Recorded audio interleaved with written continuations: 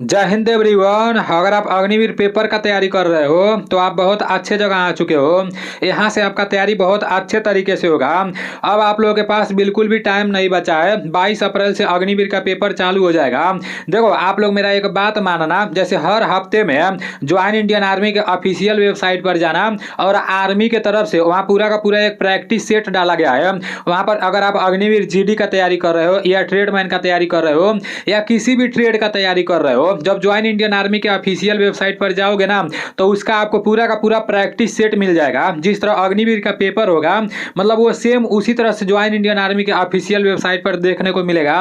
तो वो टेस्ट आप लोग हफ्ते में एक बार या दो बार जरूर लगाते रहना मेरे भाई। अगर आप लोग को वो नहीं पता होगा तो आप लोग कमेंट करके बताना। मैं आज ही मतलब जैसे शाम तक उसके ऊपर एक पूरा वीडियो बनाकर विस्तार से आप लोग को बता दूंगा कि हाँ किस तरह से ज्वाइन इंडियन आर्मी के ऑफिशियल वेबसाइट पर जाना है और वहां पर जो टेस्ट दिया है उसको किस तरह से लगाना है। अगर आपको नहीं आता होगा तो आप लोग कमेंट करके बता देना, ठीक ना। और कल मैं कोशिश करूंगा जो रोज सुबह में इस चैनल पर 7 बजे आप लोग का जीके जीएस और रीजनिंग का क्लास होता है, तो मैं कोशिश करूंगा कि ज्वाइन इंडियन आर्मी के ऑफिशियल वेबसाइट पर मतलब आर्मी की तरफ से जो जीके जीएस का प्रश्न डाला गया है, जो रीजनिंग का प्रश्न डाला गया है, वो पूरा प्रश्न मैं आप लोग के सामने लेकर आऊंगा। क्योंकि अभी तक तो जैसे मैं अपने पास से जितना भी जीके जीएस आप लोग को बता रहा था तो मैं सारी चीजों को मैं देखता था कि हाँ कौन सा प्रश्न अच्छा है। मतलब ये सारा प्रश्न बनाने में 3-3 घंटे लग जाते हैं, मतलब 4-4 घंटे लग जाते हैं। सुबह से लेकर शाम तक मैं 30 क्वेश्चन बनाते रह जाता हूँ। उसके बाद से रौनक भाई इसको टाइपिंग कर देता है। रौनक भाई बहुत ज़्यादा मदद करता है यार। आप लोग जितना भी मतलब धन्यवाद देना चाहो ना तो हमें नहीं देना, ठीक है ना। रौनक भाई को धन्यवाद देना क्योंकि रौनक भाई अग्निवीर पेपर का तैयारी भी कर रहा है और ये पीडीएफ भी बनाता है। और जो एप्लीकेशन है ना, रौनक भाई एप्लीकेशन भी संभालता है। इस बार उसका पहला भर्ती है और उसका सपना है पैरा कमांडो बनना। तो देखना एक ना एक दिन उसका सिलेक्शन होगा, ठीक है ना। मतलब बहुत मेहनत कर रहा है बंदा, मतलब इधर उधर थोड़ा सा भी अपना दिमाग नहीं लगाता है, बस मेहनत करता है, पढ़ाई करता है। तो रौनक भाई को एक बार मैं भी धन्यवाद देना चाहूँगा, काफ़ी ज़्यादा हेल्प कर रहा है। तो अभी आप लोग कल इंतजार करना ज्वाइन इंडियन आर्मी के ऑफिशियल वेबसाइट पर जो जीके जीएस और रीजनिंग का प्रश्न है, तो वहाँ से मैं कोशिश करूँगा कि वो पूरा प्रश्न मैं आप लोगों के सामने लेकर आऊँ। अब देखते हैं कि आर्मी के साइट पर जो प्रश्न दिया गया है और जितना लोग हमसे मतलब इस चैनल पर पढ़ाई किए हैं तो इसमें और मतलब साइड वाला जो जैसे क्वेश्चन रहेगा उसमें कितना फर्क है और आप लोग कितना प्रश्न कर रहे हो, इसको आप लोगों को देखना है, ठीक है ना। तो चलते हैं अपने प्रश्नों की तरफ। और देखो कुछ लोग कमेंट करते रहते हैं कि आप पूरे 50 प्रश्न का प्रैक्टिस सेट लाओ। जैसे 15 प्रश्न मैथ रहना चाहिए, 15 प्रश्न आपका मैथ का भी रहे, 15 प्रश्न जीके का भी रहे और 15 प्रश्न जीएस का भी रहे, 5 प्रश्न रीजनिंग का भी रहे। तो टेंशन ना लो, मैं देख रहा हूँ, ठीक है ना। जैसे जीके का या जीएस का मैं आप लोग को जो भी कराऊंगा तो बेहतर तरीके से कराऊंगा और मैथ के लिए भी मैं कुछ सोच रहा हूँ, ठीक है ना। बाकी आप लोग पढ़ाई करते रहो, बस आप लोग भरोसा रखो। मतलब आप लोग का तैयारी बहुत बेहतरीन तरीके से होगा अगर आप लोग रेगुलर लगे रहोगे तो, ठीक है ना। आपका सबसे पहला प्रश्न है कि गीता रहस्य किसकी रचना है। तो गीता रहस्य किसकी रचना है? बाल गंगाधर तिलक, आर के नारायण, जयदेव और कालिदास। तो आप सभी लोगों को पता होना चाहिए गीता रहस्य किसकी रचना है। इसका राइट आंसर बाल गंगाधर तिलक हो जाएगा। गीता रहस्य बाल गंगाधर तिलक की रचना है। आप लोग ध्यान से मेरे बातों को सुनते हुए चलना, ठीक है ना। अगर ध्यान से आप लोग मेरे बातों को सुनते हुए चलोगे तो फिर आप लोगों को पूरा का पूरा जैसे काफी सारा प्रश्न याद भी हो जाएगा। आपका नेक्स्ट प्रश्न है कि सोमनाथ मंदिर कहाँ स्थित है। सोमनाथ मंदिर कहाँ स्थित है आप सभी लोगों को पता होना चाहिए।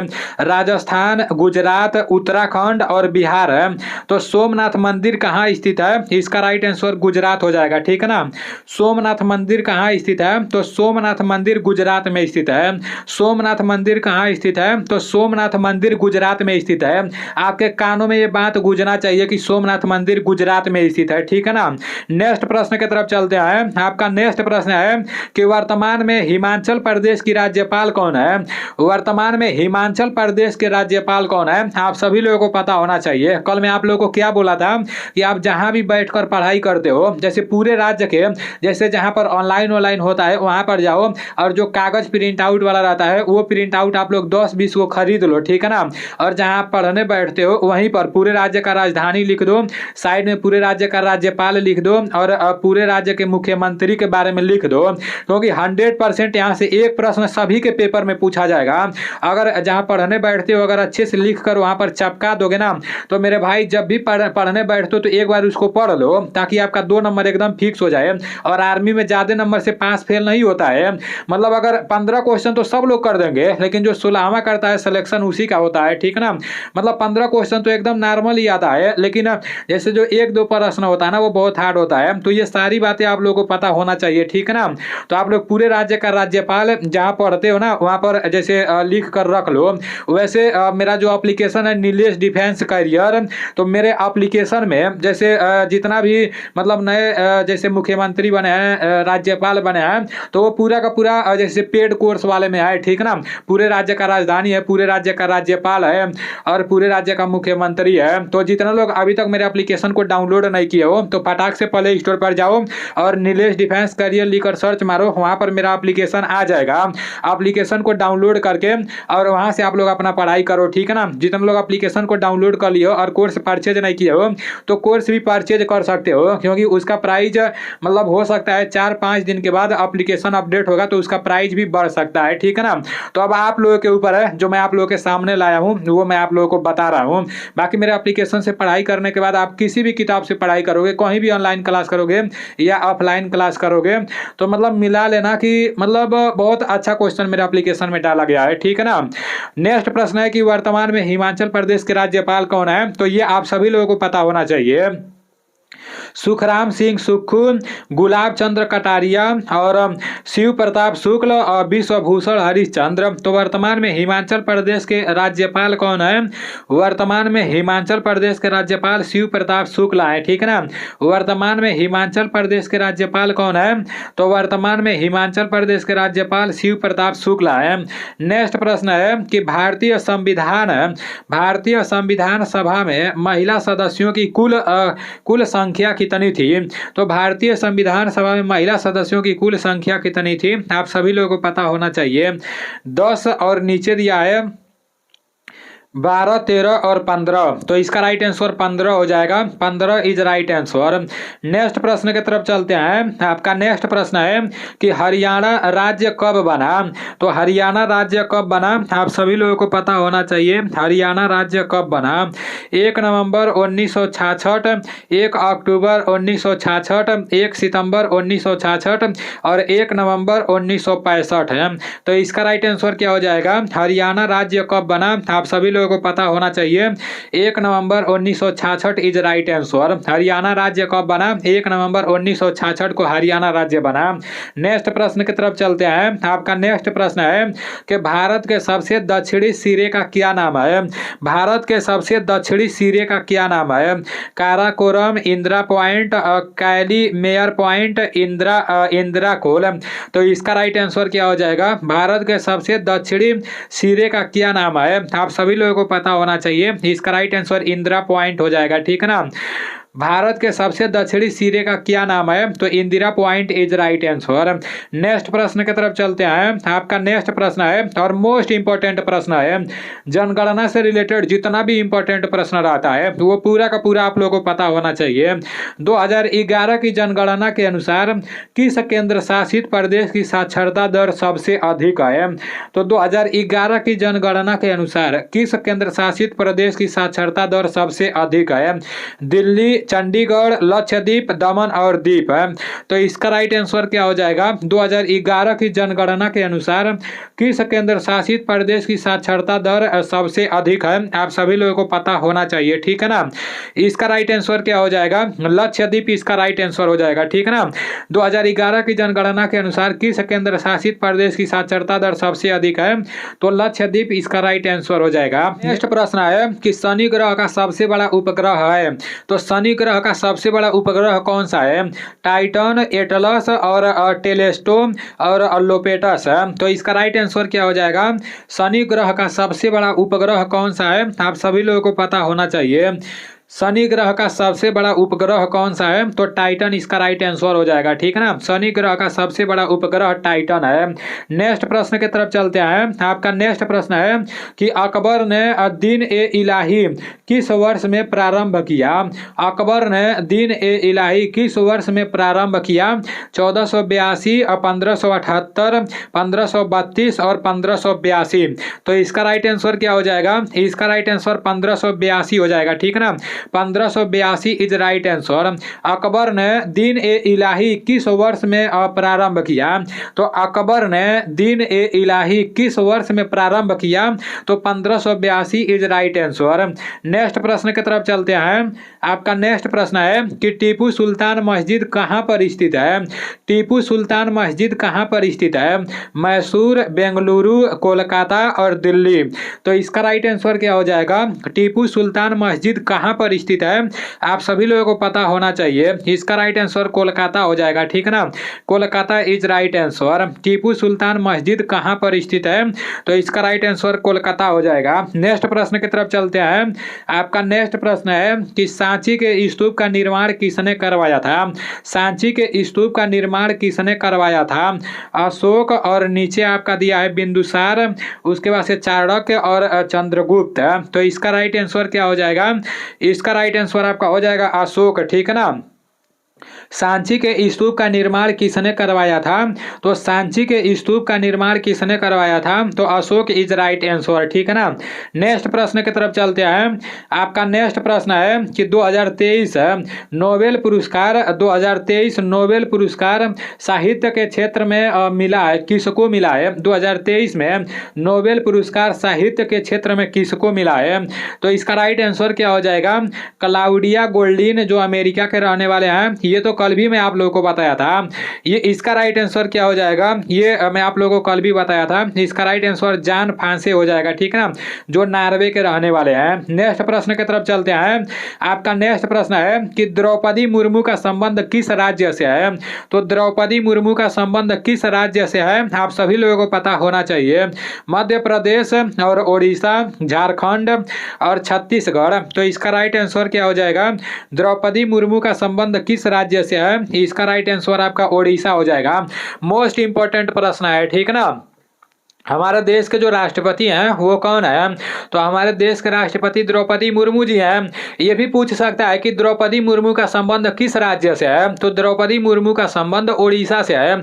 एक बात और मैं आप लोगों को बता दे रहा हूँ। जैसे देखो, महात्मा गांधी का संबंध किस राज्य से है, ये पूछा जा सकता है। आप लोग देखना, ठीक है ना। उसके बाद से जैसे आपका भगत सिंह जी का संबंध किस राज्य से है, ये भी पूछा जा सकता है। भगत सिंह जी का मतलब जन्म कब हुआ था, ये भी पूछा जा सकता है। तो ये सारी चीजें आप लोगों को पता होना चाहिए। ये सारी चीजें मेरे एप्लीकेशन में दी गई हैं। देखो, जैसे मैं बार बार मैं अपने एप्लीकेशन का नाम इसलिए लेता हूं क्योंकि जैसे उसके पीछे मैं 6 महीना लगातार मेहनत किया हूं मेरे भाई। अगर आप लोग सोच रहे हो कि 2 महीना में मतलब इंपॉर्टेंट प्रश्न में इकट्ठा करके पढ़ लूंगा, तो मेरे भाई 2 महीना सिर्फ आप इंपॉर्टेंट प्रश्न इकट्ठा करते रह जाओगे, पढ़ाई नहीं कर पाओगे।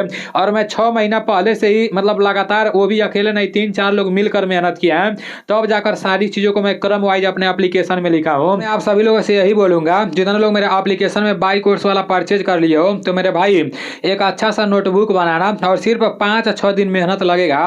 5-6 दिन मेहनत करके अपने नोटबुक में मेरे एप्लीकेशन में जितना भी जीके जीएस का प्रश्न लिखा गया है, जिस तरह से क्रम वाइज प्रश्न लिखा गया है, वो पूरा का पूरा प्रश्न अपने जैसे नोटबुक में लिख लेना। आप लोग यकीन मानो, अगर एक अच्छा सा नोटबुक बनाकर और पूरा का पूरा जीके जीएस का प्रश्न लिख ले रहे हो ना, तो आप कोई भी किताब खरीदने जाओगे, उस किताब में मतलब उस तरह से प्रश्न देखने को नहीं मिलेगा। और अगर मतलब अच्छा सा नोटबुक बनाकर लिख ले रहे हो ना, तो ये नोटबुक आपको हमेशा हमेशा काम आएगा। तो ऐसा आप लोगों को करना है मेरे भाई। चलते हैं अपने नेक्स्ट प्रश्न की तरफ। आपका नेक्स्ट प्रश्न है कि एशियन दक्षिण पूर्व एशियाई राष्ट्रों का संगठन का मुख्यालय कहाँ है? इसका राइट आंसर क्या हो जाएगा? जेनेवा, लुसाने, जाकर्ता और ब्रुसेल्स है।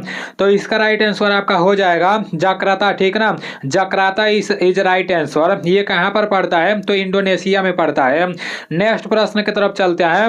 नेक्स्ट प्रश्न है कि गांधी इरविन समझौता किस वर्ष हुआ था? तो गांधी इरविन समझौता किस वर्ष हुआ था?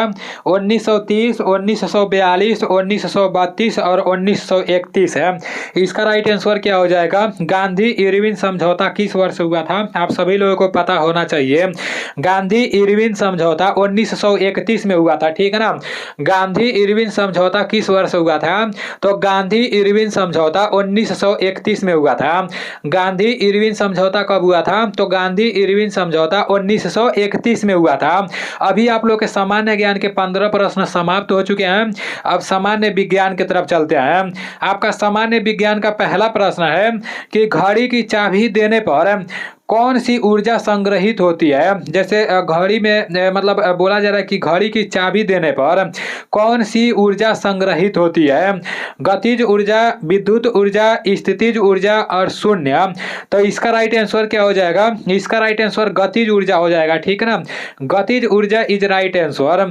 घड़ी की चाबी देने पर कौन सी ऊर्जा संग्रहित होती है? तो गतिज ऊर्जा इज राइट आंसर। नेक्स्ट प्रश्न की तरफ चलते हैं। आपका नेक्स्ट प्रश्न है कि अवतल दर्पण की परछाई कैसी बनती है? अवतल दर्पण की परछाई कैसी बनती है? वास्तविक, आभासी, ए और बी दोनों, इनमें से कोई नहीं। तो इसका राइट आंसर वास्तविक भी हो जाएगा और आभासी भी हो जाएगा, ठीक ना। अवतल दर्पण की परछाई कैसी बनती है? तो अवतल दर्पण की परछाई वास्तविक और आभासी दोनों बनता है, ठीक है ना। अवतल दर्पण का परछाई वास्तविक और आभासी दोनों बनता है। नेक्स्ट प्रश्न की तरफ चलते हैं। आपका नेक्स्ट प्रश्न है कि कैलोरी निम्न में से किसकी मात्रक इकाई है? कैलोरी निम्न में से किसकी मात्रक इकाई है? तापक्रम व ऊष्मा, ऊष्मा व ऊर्जा, शक्ति और तापमान है। तो इसका राइट आंसर क्या हो जाएगा? कैलोरी निम्न में से किसकी मात्रक इकाई है? इसका राइट आंसर ऊष्मा व ऊर्जा हो जाएगा, ठीक है ना। ऊष्मा व ऊर्जा इज राइट आंसर। प्रश्न है कि कैलोरी निम्न में से किसकी मात्रक इकाई है? कैलोरी निम्न में से किसकी मात्रक इकाई है? तापक्रम व ऊष्मा, ऊष्मा व ऊर्जा, शक्ति और तापमान है।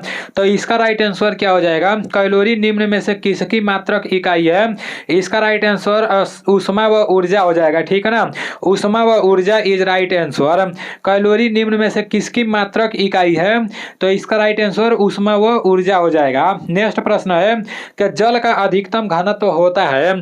तो जल का अधिकतम घनत्व होता है 373 केल्विन पर, 277 केल्विन पर और 273 केल्विन पर, 269 केल्विन पर। तो इसका राइट आंसर क्या हो जाएगा? जल का अधिकतम घनत्व होता है, आप सभी लोगों को पता होना चाहिए। इसका राइट आंसर 277 केल्विन पर हो जाएगा, ठीक है ना।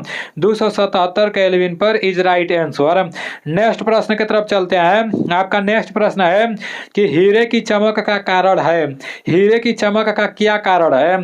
प्रकाश का व्यतिकरण, प्रकाश का विवर्तन, प्रकाश का घूर्णन और प्रकाश का पूर्ण आंतरिक परावर्तन है। इसका राइट आंसर क्या हो जाएगा? आप सभी लोगों को पता होना चाहिए। इसका राइट आंसर प्रकाश का पूर्ण आंतरिक परावर्तन हो जाएगा, ठीक है ना।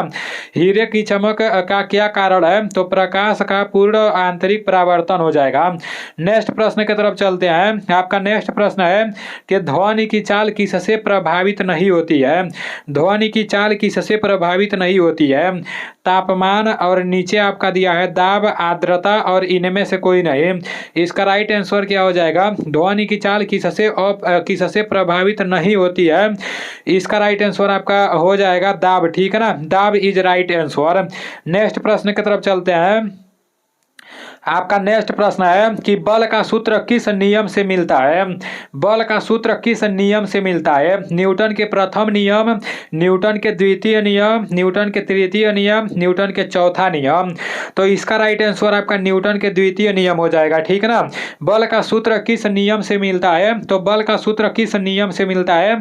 न्यूटन के द्वितीय नियम इज राइट आंसर, ठीक है ना। नेक्स्ट प्रश्न की तरफ चलते हैं। आपका नेक्स्ट प्रश्न है कि सबसे भारी प्राकृतिक तत्व है। सबसे भारी प्राकृतिक तत्व कौन सा है? यूरेनियम, मरकरी और सोना और कैल्शियम है। तो इसका राइट आंसर क्या हो जाएगा? सबसे भारी प्राकृतिक तत्व कौन सा है? आप सभी लोगों को पता होना चाहिए। इसका राइट आंसर आपका यूरेनियम हो जाएगा। सबसे भारी प्राकृतिक तत्व यूरेनियम है। सबसे भारी प्राकृतिक तत्व यूरेनियम है। आपका नेक्स्ट प्रश्न है कि एसिटिक एसिड किस में पाया जाता है? एसिटिक एसिड किस में पाया जाता है? सिरका में, चींटी के डंक में, नींबू का रस में और दही में। तो इसका राइट आंसर आपका सिरका हो जाएगा। सिरका में एसिटिक एसिड पाया जाता है, ठीक है ना। सिरका में एसिटिक अम्ल पाया जाता है। सिरका में क्या पाया जाता है? एसिटिक अम्ल पाया जाता है। आपका नेक्स्ट प्रश्न है, और चींटी के डंक में कौन सा अम्ल पाया जाता है? तो फार्मिक एसिड पाया जाता है चींटी के डंक में, ठीक है ना। चींटी के डंक में कौन सा एसिड पाया जाता है? फार्मिक एसिड पाया जाता है। चींटी वाला मतलब अगले बार बहुत बार बार पूछा जा रहा था। चींटियां आर्मी वालों का रिश्तेदार है, ठीक है ना। बार बार पूछा जा रहा था कि चींटी के डंक में कौन सा अम्ल पाया जाता है, चींटी के डंक में कौन सा एसिड पाया जाता है, बार बार पूछा जा रहा था। नेक्स्ट प्रश्न है कि अणु बम का आविष्कार किसने किया था? तो अणु बम का आविष्कार किसने किया था? आप सभी लोगों को पता होना चाहिए। अणु बम का आविष्कार किसने किया था? Madam Curie, Alfred Nobel, Otto Hahn, Albert Einstein है। तो इसका राइट आंसर क्या हो जाएगा? अणु बम का आविष्कार किसने किया था? आप सभी लोगों को पता होना चाहिए। इसका राइट आंसर ऑटो हान हो जाएगा। ऑटो हान इज राइट आंसर। नेक्स्ट प्रश्न की तरफ चलते हैं। आपका नेक्स्ट प्रश्न है कि रेडियोधर्मी पदार्थ उत्सर्जी करता है। रेडियोधर्मी पदार्थ उत्सर्जी करता है अल्फा कण, बीटा कण, गामा कण, उपरोक्त सभी। तो इसका राइट आंसर क्या हो जाएगा? रेडियोधर्मी पदार्थ क्या उत्सर्जित करता है? तो अल्फा, बीटा, गामा तीनों हो जाएगा, ठीक ना। उपरोक्त सभी इसका राइट आंसर हो जाएगा। नेक्स्ट प्रश्न की तरफ चलते हैं। आपका नेक्स्ट प्रश्न है कि हाइड्रोजन को जलाने से क्या बनेगा? हाइड्रोजन को जलाने से क्या बनेगा? ऑक्सीजन, राख, मिट्टी और पानी। तो इसका राइट आंसर क्या हो जाएगा? हाइड्रोजन को जलाने से क्या बनेगा? इसका राइट आंसर पानी हो जाएगा, ठीक ना। हाइड्रोजन को जलाने से क्या बनेगा? तो पानी इज राइट आंसर। हाइड्रोजन को जलाने से पानी बनेगा। आपका नेक्स्ट प्रश्न है कि चूहों के विष का रासायनिक नाम है। चूहों के विष का रासायनिक नाम क्या है? जिंक ऑक्साइड, पोटेशियम साइनाइड और लीड नाइट्रेट, जिंक फास्फाइड। तो इसका राइट आंसर क्या हो जाएगा? चूहों के विष का रासायनिक नाम क्या है? आप सभी लोगों को पता होना चाहिए। इसका राइट आंसर जिंक फास्फाइड हो जाएगा, ठीक ना। Zinc phosphide is right answer. Next प्रश्न की तरफ चलते हैं। आपका नेक्स्ट प्रश्न है कि कार्बन मोनोऑक्साइड का सूत्र है। कार्बन मोनोऑक्साइड का सूत्र क्या है? CO3, CO और CO2 और O3। इसका राइट आंसर क्या हो जाएगा? कार्बन मोनोऑक्साइड का सूत्र क्या है? आप सभी लोगों को पता होना चाहिए। इसका राइट आंसर CO हो जाएगा, ठीक है ना। CO is right answer. Carbon monoxide का सूत्र क्या है? तो CO कार्बन मोनोऑक्साइड का सूत्र है। आपका नेक्स्ट प्रश्न है कि कौन द्रव धातु है? कौन द्रव धातु है? पारा, आयोडीन, आयरन और टीन है। तो इसका राइट आंसर क्या हो जाएगा? कौन द्रव धातु है? तो इसका राइट आंसर पारा हो जाएगा, ठीक है ना। पारा इज राइट आंसर। अभी आप लोग के सामान्य ज्ञान के 15 प्रश्न समाप्त हो चुके हैं और सामान्य विज्ञान के भी 15 प्रश्न समाप्त हो चुके हैं। अब रीजनिंग की तरफ चलते हैं। आपका रीजनिंग का सबसे पहला प्रश्न है कि किसी निश्चित कूट भाषा में इतना को इतना के रूप में लिखा जाता है, तो इतना को किस प्रकार लिखेंगे? तो आप लोग ध्यान से समझो, ठीक है ना। आपके सामने 4 ऑप्शंस दिया है, तो इसमें से इसका राइट आंसर क्या हो जाएगा? किसी निश्चित कूट भाषा में इतना को इतना के रूप में लिखा जाता है। तो लिख लेते हैं, ठीक है ना। सी कितना नंबर पर आता है? सी आपका 3 नंबर पर आता है। ए आपका 1 नंबर पर आता है और एम आपका 13 नंबर पर आता है और ई आपका 5 नंबर पर आता है। यल आपका 12 नंबर पर आता है। इसको भी लिख लेते हैं। ई कितना नंबर पर आता है? ई आपका 5 नंबर पर आता है। सी कितना नंबर पर आता है? सी 3 नंबर पर आता है। उसके बाद से आपका यन कितना नंबर पर आता है? यन आपका 14 नंबर पर आता है। जी आपका 7 नंबर पर आता है और यन कितना नंबर पर आता है? यन आपका 14 नंबर पर आता है, ठीक है ना। यन 14 नंबर पर आता है। तो यहाँ पर क्या किया गया है? 3 में 2 जोड़ा गया है, 5 हो गया है। 3 में 2 जोड़ेंगे तो क्या हो जाएगा? 5 हो जाएगा। 3 में 2 जोड़ेंगे तो 5 हो जाएगा। फिर 1 में 2 जोड़ेंगे तो क्या हो जाएगा? 1 में 2 जोड़ेंगे तो आपका 3 हो जाएगा, ठीक ना। फिर 13 में 1 जोड़ेंगे तो क्या हो जाएगा? 13 में 1 जोड़ेंगे तो 14 हो जाएगा। उसके बाद से 5 में 2 जोड़ेंगे तो क्या हो जाएगा? 5 में 2 जोड़ेंगे तो 7 हो जाएगा और 12 में 2 जोड़ेंगे तो क्या हो जाएगा? 12 में में 2 जोड़ेंगे तो 14 हो जाएगा। तो मिला जुला कर मतलब जैसे सभी जगह 2-2 जोड़ा गया है, लेकिन जो बीच वाला अक्षर है ना यहाँ पर 1 जोड़ा गया है। तो उसी तरह से इसमें भी कर लेंगे, सभी जगह मतलब इधर जो 2 अक्षर दिया है इसमें 2-2 जोड़ देंगे, और जो बीच वाला ये ए है तो इसमें आपका क्या कर लेंगे, इसमें आपका 2 जोड़ लेंगे। जैसे बीच वाला जो है मतलब जैसे 1 जोड़ लेंगे तो वहाँ से मतलब पता चल जाएगा, ठीक है ना। तो देखते हैं इसका राइट आंसर क्या होता है। देखो सबसे पहला नंबर तो ये जो अक्षर दिया है, अगर ये जो बीच वाला मतलब ए है, ए में अगर 1 जोड़ेंगे तो क्या हो जाएगा, बी हो जाएगा। तो बीच में बी आना चाहिए ना, इस ऑप्शन में बीच में बी आना चाहिए ना, तो इसमें तो एकदम बी नहीं है, इसमें तो सी है। तो इस तरह से आप लोग इसको तो मतलब एकदम भूल जाना, ठीक है ना। मतलब ये भी एक जैसे नियम होता है, ये भी लगाने का एक नियम होता है, ठीक है ना। अब इसको लगाते हैं, जैसे डब्ल्यू दिया है ना, तो सबसे पहले डब्ल्यू लिख लेते हैं, फिर एच लिख लेते हैं, फिर ए लिख लेते हैं, फिर यल लिख लेते हैं, फिर ई लिख लेते हैं, ठीक है ना। अब यहाँ पर क्या देखने को मिल रहा है, डब्ल्यू कितना नंबर पर आता है, डब्ल्यू आपका कितना नंबर पर आता है, और टी 20 नंबर पर आता है, और यू 21 नंबर पर, वी 22 नंबर पर, और डब्ल्यू आपका 23 नंबर पर आता है। डब्ल्यू कितना नंबर पर आता है, 23 नंबर पर आता है। उसके बाद से एच आपका 8 नंबर पर आता है, ए आपका 1 नंबर पर आता है, यल आपका 12 नंबर पर आता है, ई आपका 5 नंबर पर आता है। अब क्या करना है, अब करना यह है कि 23 में 2 जोड़ देना है, 25 हो जाएगा। 8 में 2 जोड़ देंगे तो 10 हो जाएगा, 1 में तो यहाँ पर 1 ही जोड़ेंगे तो 2 हो जाएगा, 12 में 2 जोड़ेंगे 14 हो जाएगा, 5 में 2 जोड़ेंगे 7 हो जाएगा। अब यहाँ पर 25 नंबर पर कौन सा अक्षर आता है, तो y 25 नंबर पर आता है, ठीक है ना। y कितना नंबर पर आता है, 25 नंबर पर आता है। उसके बाद से 10 नंबर पर आपका j आता है, 2 नंबर पर b आता है, 14 नंबर पर n आता है, और 7 नंबर पर g आता है। तो इसका राइट आंसर दूसरा हो जाएगा, ठीक है ना, ये इसका राइट आंसर हो जाएगा। नेक्स्ट प्रश्न की तरफ चलते हैं। आपका नेक्स्ट प्रश्न है कि बढ़ई कुर्सी राजगीर है, जिस तरह से बढ़ई का संबंध कुर्सी से है, सेम उसी तरह से राजगीर का संबंध किससे है, ये आप लोगों को पता होना चाहिए। इसका राइट आंसर आपका क्या हो जाएगा, दीवार, मूर्ति, खुदाली और आभूषण है। तो इसका राइट आंसर दीवार हो जाएगा, ठीक है ना। जो राजमिस्त्री होता है आपका दीवार हो जाएगा, दीवार इज राइट आंसर। आपका नेक्स्ट प्रश्न की तरफ चलते हैं। नेक्स्ट प्रश्न है कि मतलब कुछ ऑप्शंस दिया है, इसको आप लोग देखो, काफ़ी ज़्यादा यहाँ पर बढ़ाया गया है, ठीक है ना, काफ़ी ज़्यादा देखने को मिल रहा है। तो कितना ज़्यादा देखने को मिल रहा है, यहाँ पर 89 है, उसके बाद से आपका क्या हो गया है, 178 हो गया है, फिर 356 हो गया है, उसके बाद से आपका 772 हो गया है। तो इसका राइट आंसर कैसे देखेंगे, ये हम सभी लोगों को पता होना चाहिए।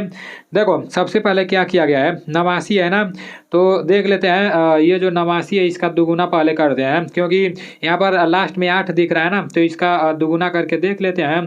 9 9 18 के 8 हो जाएगा, हासिल 1 हो जाएगा, 8 8 116, 1 हासिलवा 17 नहीं होगा, ठीक है ना। नहीं 178 हो तो रहा है, आप लोग देखो। हाँ अभी देखो मतलब ऐसे भी तुरंत पता चल जाता है भाई, जैसे यहाँ पर ज़्यादा जब देखने को मिल रहा है ना, तो देखो 8 यहाँ पर देखने को मिल रहा है, मेरे दिमाग में ऐसे तुरंत आया है कि यार अगर 9 का हम दुगुना करेंगे 18 होगा, 18 का 8 आ जाएगा, तो यहाँ पर 8 आ रहा है, तो शायद मतलब इसका दुगुना करने पर हो जाएगा। तो सेम वही हुआ है, इसका दुगुना किया है। जैसे 89 का क्या होगा, 89 का अगर 89 का दुगुना करेंगे तो आपका 9 9 18 के 8 हासिल 1 8 8 16 1 हासिलवा 17 178 आ जाएगा।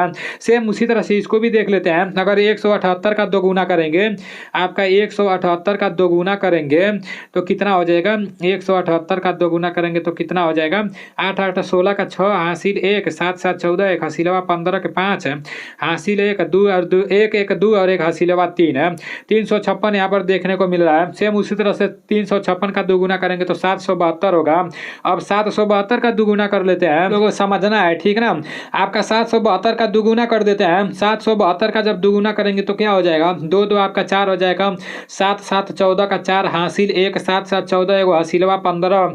तो यहाँ क्या हो गया, 1544 है। तो यहाँ पर 1544 नहीं देखने को मिल रहा है क्या मेरे भाई, हमें लग रहा है कि यहाँ पर कुछ मिस्टेक देखने को मिल रहा है। फिर से देखते हैं, आपका 772 है ना, 772 है, ठीक है ना। उसके बाद से 772 है, दोगुना मतलब कर रहा है तो 2 2 4 हो जाएगा। उसके बाद से 7 7 14 के 4 हासिल 1, उसके बाद से आपका क्या हो जाएगा, 7 7 14 1 हासिलवा 15। 1544 तो इसमें नहीं है, तो इसका राइट आंसर आपका क्या हो जाएगा, मतलब इसको हम लोग को ये आप लोग देख लो, किसी भी हिसाब से सही नहीं होगा, ठीक है ना। तो 1544 ही होगा। इसको आप लोग काट कर, किसी भी ऑप्शन को काट कर 1544 बना लो, क्योंकि जो यहाँ पर किया गया है वही आगे भी किया जाएगा, सब में वो पूरा का पूरा मिल रहा है। ये टाइपिंग करने में मिस्टेक हो गया होगा, ठीक है ना। नेक्स्ट प्रश्न की तरफ चलते हैं। नेक्स्ट प्रश्न है कि कौन सा अक्षर ADCG इस क्रम को पूरा करेगा। तो कौन सा अक्षर ADCG इस क्रम को पूरा करेगा, IGJ और L। तो इसका राइट आंसर क्या हो जाएगा, कौन सा अक्षर ADCG इस क्रम को पूरा करेगा। देखो ए कितना नंबर पर आता है, यहाँ ए देखो ये आपका गलत टाइपिंग हो गया है, ठीक है ना। यहाँ पर बीच में C नहीं रहेगा। ए आपका कितना नंबर पर आता है, ये आपका 1 नंबर पर आता है। डी आपका 4 नंबर पर आता है। और ये जो है जी आपका 7 नंबर पर आता है, ठीक है ना। तो यहाँ पर क्या देखने को मिल रहा है आपका, ए 1 पर से सीधे 4 हो गया है, 3 प्लस हुआ है, तो उसके बाद से 4 पर से 7 हो गया है, यहाँ भी 3 प्लस हुआ है, तो 7 पर से 10 कर लेते हैं, यहाँ भी 3 प्लस कर लेंगे 10। आपका जे इसका राइट आंसर हो जाएगा, ठीक है ना। जे इसका राइट आंसर हो जाएगा। अब नेक्स्ट प्रश्न की तरफ चलते हैं। आपका नेक्स्ट प्रश्न है और आज का लास्ट प्रश्न है, आप लोग इसको ध्यान से देखो। यहाँ पर दिया गया है 2, 5, 10, 17 और 37 है।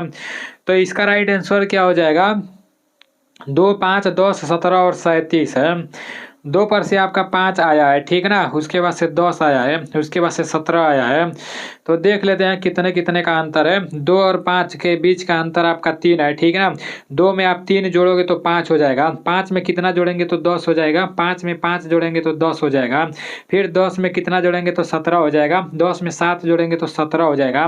तो यहाँ पर क्या देखने को मिल रहा है, सबसे पहले 3 जोड़ा गया है, फिर 5, फिर 7 है, 2 को बढ़ रहा है, तो यहाँ 2 को और बढ़ा देंगे, 7 में 2 जोड़ देंगे तो 9 हो जाएगा।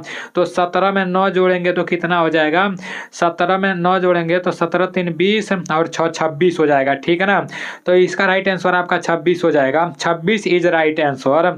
अभी आप लोगों के 35 प्रश्न समाप्त हो चुके हैं। इन 35 प्रश्नों में से आपका कितना प्रश्न सही हुआ है, ईमानदारी पूर्वक से कमेंट करके बताना। तो चलो ठीक है, मिलते हैं अगले वीडियो में। जय हिंद, वंदे मातरम।